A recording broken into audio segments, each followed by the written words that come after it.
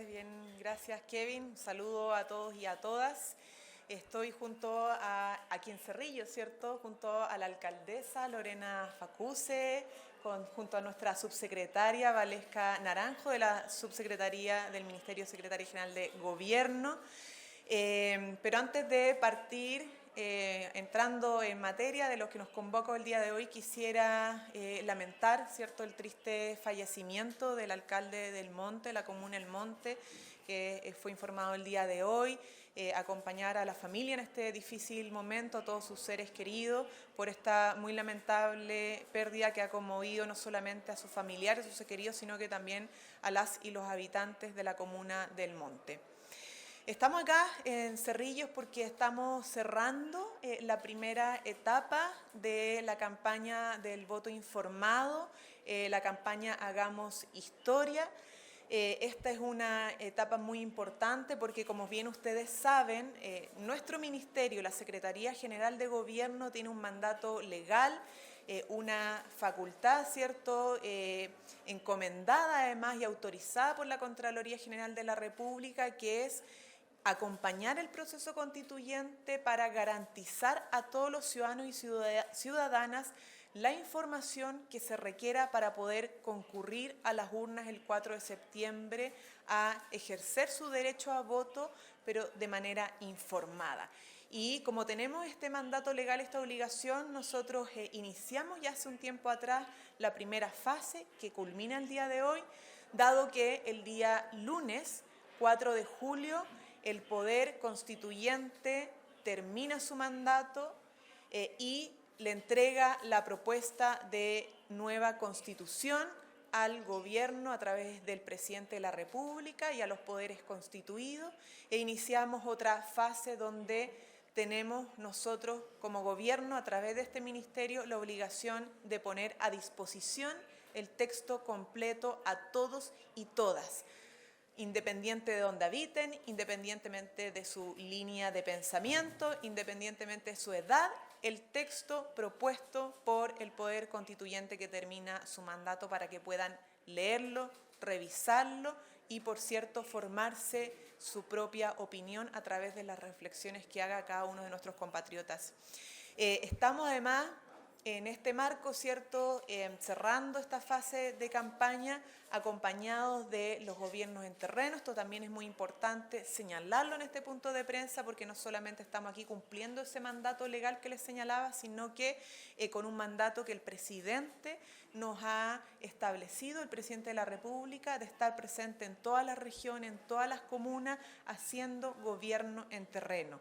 Por eso estuvo en su momento la delegada presidencial, que con ella y junto a los alcaldes y alcaldesas llevamos los servicios del Estado a los pasajes, a las poblaciones, ¿cierto?, aquellos lugares donde muchas veces los vecinos y las vecinas no pueden acceder a orientaciones, a servicios, al registro civil, en fin, por los tiempos laborales, los tiempos de traslado.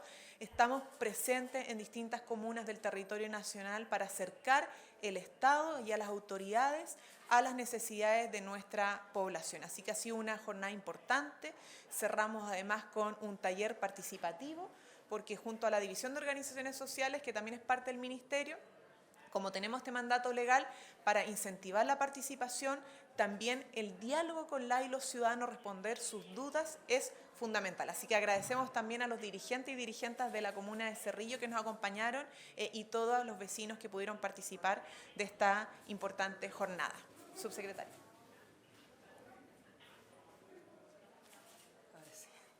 Muchas gracias, ministra. Bueno, complementar lo que hoy nos señala la ministra, estamos en el taller que inició el presidente Gabriel Boric el pasado 28 de mayo, Hagamos Historia, que hoy tuvo su última versión aquí en la Villa Saror, en Cerrillo, así que muchas gracias por abrirnos sus puertas.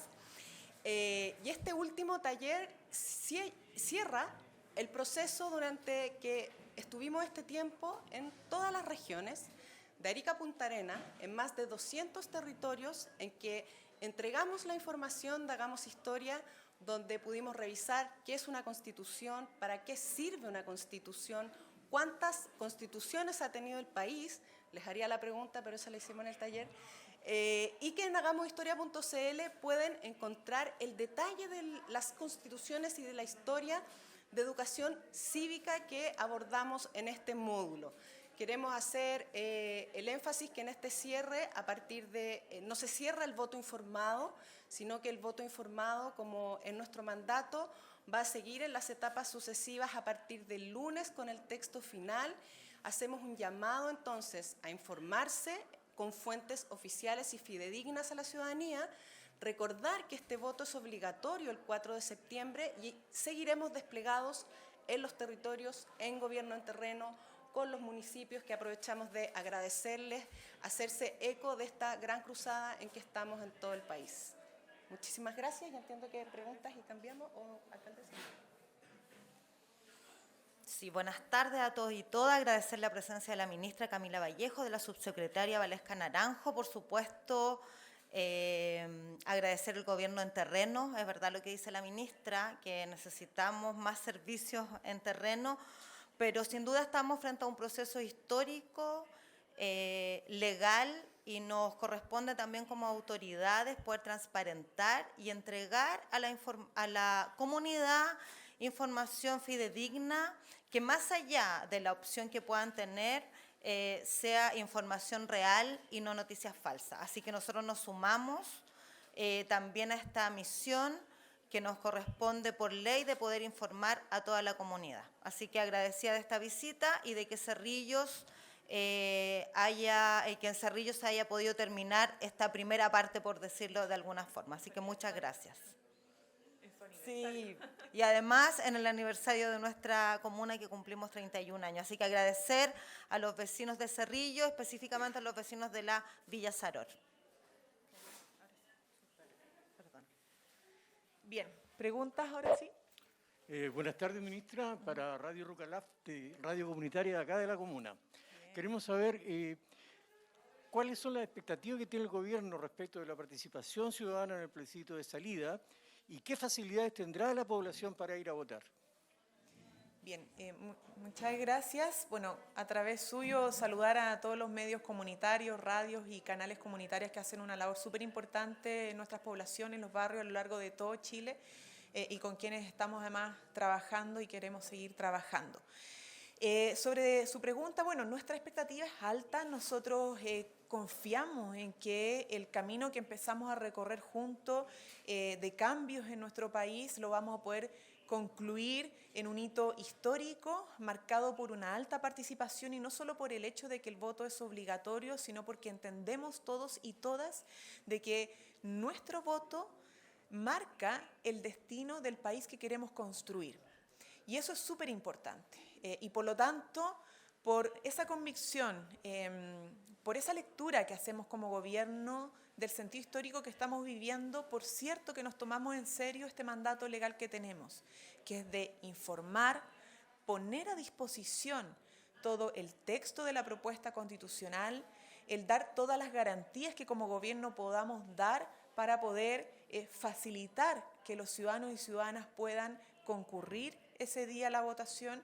Entonces estamos hoy día con una campaña que hemos estado desplegando. Va a venir otras fases, ¿cierto?, que van a ser mucho más fuertes de campaña informativa, pero también de las facilidades. Lo dije esta semana, creo que fue el lunes, vamos a tener anuncio en materia de transporte, porque si bien hemos avanzado en la georreferenciación de los locales de votación, de acuerdo al domicilio electoral que tienen las personas que están en edad de votar, hay mayor facilidad, ¿cierto?, de que el local de votación quede más cerca, pero no bastando con eso, creemos que hay que hacer avances respecto al tema del transporte. Y esto es importante porque nosotros tenemos que resguardar que se pueda ejercer un derecho fundamental, que es votar, y que además ese derecho a voto se complemente con que ese ejercicio sea con toda la información disponible. Entonces estamos trabajando como gobierno en eso y creemos que nuestros compatriotas van a poder concurrir también en masa el día de la votación del 4 de septiembre. Muchas gracias, ministra. Gracias a ti. Ministra, preguntarle dos cositas. Una por la ceremonia del día lunes. Obviamente va a ser una ceremonia bien formal, pero me imagino que hay hartas expectativas del cierre de un ciclo que ha sido quizás un tanto complejo, pero que marca una parte de la historia importante de Chile. Y lo segundo, preguntarle por las campañas. Se lo pregunto de inmediato por la cantidad de campañas que hay, que existen en redes sociales, en un tiempo en el que legalmente todavía no estamos en campaña. ¿Cuál es el llamado que hace el gobierno y si el gobierno también se enmarca dentro de eso para evitar que haya desinformación de cara a este proceso tan importante? Sí. Bueno, evidentemente el lunes se cierra una etapa súper importante porque ya básicamente sería un año de trabajo de las y los convencionales, donde en primer lugar se discutieron los reglamentos de funcionamiento, luego ya contenido y después la última etapa que fue de armonización. Un tiempo que fue bastante récord, si es que uno piensa en los procesos constituyentes de otros países. Un año de trabajo es bastante acotado, por lo tanto se logró cumplir con el mandato y el lunes ya se entregaría el texto final, no el borrador, sino que el texto final. Entonces, el momento histórico, porque efectivamente se disuelve el poder constituyente y los poderes constituidos, como el Poder Ejecutivo, encabezado por el Presidente de la República, reciben esto y ahora nos toca a nosotros poder garantizar la fase que viene, que es de la campaña del voto informado, porque como les decía, tenemos un mandato legal y una autorización hecha por Contraloría para poder desarrollar esta campaña que es distinta a lo que son las franjas electorales. ¿Ya? Y en eso es sumamente importante porque las franjas le permiten a las distintas fuerzas políticas y sociales hacer su campaña por el apruebo o por el rechazo, ¿cierto? A nosotros como gobierno lo que nos corresponde es poner a disposición la información. Y en ese sentido, haciéndonos cargo como país de cerrar el día lunes la etapa de las fake news y de las mentiras y iniciar la etapa del voto informado, de la fuente oficial, ¿cierto? De que realmente podamos hacer nuestra opinión y nuestras reflexiones y tomar nuestra posición de acuerdo a elementos que son fidedignos. ¿Y dónde están esos elementos? En el texto constitucional. Ahí están las propuestas, no fuera del texto constitucional. Entonces, ese es nuestro mandato, es nuestro deber y lo asumimos no solamente como deber, sino que también con mucho entusiasmo, con mucha responsabilidad, porque sin lugar a dudas, el momento que estamos atravesando como país es clave, es histórico, es sumamente importante, sea cual sea la posición de la gente. Estamos construyendo algo inédito que va a marcar el futuro del país que queremos construir. Ministra, buenas tardes. Estamos en vivo para CNN. Dos preguntas. Primero, la campaña hasta ahora ha sido más general respecto de las implicancias que tiene una constitución. Mi pregunta es si más adelante van a hacer referencia a algunos artículos en particular del proyecto de nueva constitución. Si es así, ¿dónde van a estar los énfasis? Y segundo, se la hago al tiro, ¿cómo responde también a las críticas de algunos sectores de que aquí habría intervencionismo o algunas presentaciones ante la Contraloría? También la Corte Suprema acogió algunos reclamos. ¿Cómo también se responde a esas críticas de intervencionismo de parte de algunos sectores? Bueno, nosotros tenemos la tranquilidad que estamos cumpliendo con un deber y con un mandato. Por cierto, que la hagamos historia dice relación con que sea cual sea la posición que la gente vaya a tomar el día de la votación, es un momento histórico. Y es normal y natural, siempre pasa en estos procesos eleccionarios que se hacen ese tipo de acusaciones y hay procedimientos que se van a llevar a cabo, no hay ningún problema en aquello, pero nosotros seguimos cumpliendo con un mandato. La primera fase, como les decía, es claro, hagamos historias, es más general, más de contexto histórico, más de entender cómo ha vivido Chile sus distintas etapas constituyentes, las constituciones que ha tenido, cómo se han hecho, etcétera. Y ahora que ya tenemos el texto final, podemos entrar a otra fase, ¿cierto? Que es contenidos, que es distinto a lo que hicimos al inicio. Y no nos quisimos adelantar en contenidos mucho porque esperamos también más allá de algunos artículos que se fueron aprobando y de ahí ya tenemos el texto final y podemos poner a disposición de la ciudadanía el texto completo. Entonces vamos a tener a partir del día siguiente, ¿cierto? Del 5 de julio, a disposición el texto en distintas plataformas para poder llegar a la mayor cantidad de audiencias, porque sabemos que tenemos brechas digitales, etcétera, y por lo tanto queremos que haya la mayor nivel de inclusión en el acceso al texto. Y luego va a venir otra etapa donde vamos a poder tener una campaña mucho más grande, más masiva sobre los contenidos, de lo que cambia, de lo que no cambia, pero no me voy a adelantar mucho más a eso porque es algo que además está trabajando la agencia en particular que se ganó la licitación respecto a esto. Ministra, ¿cómo está? Buenas tardes. Consultarle, aprovechar la instancia por reforma tributaria. Ya se anunció, ¿cierto?, por parte del Gobierno las principales reformas estructurales que impulsan. Las mineras, la Sonami, el Consejo Minero salieron a decir de que el royalty minero iba a impactar en la inversión de las grandes mineras.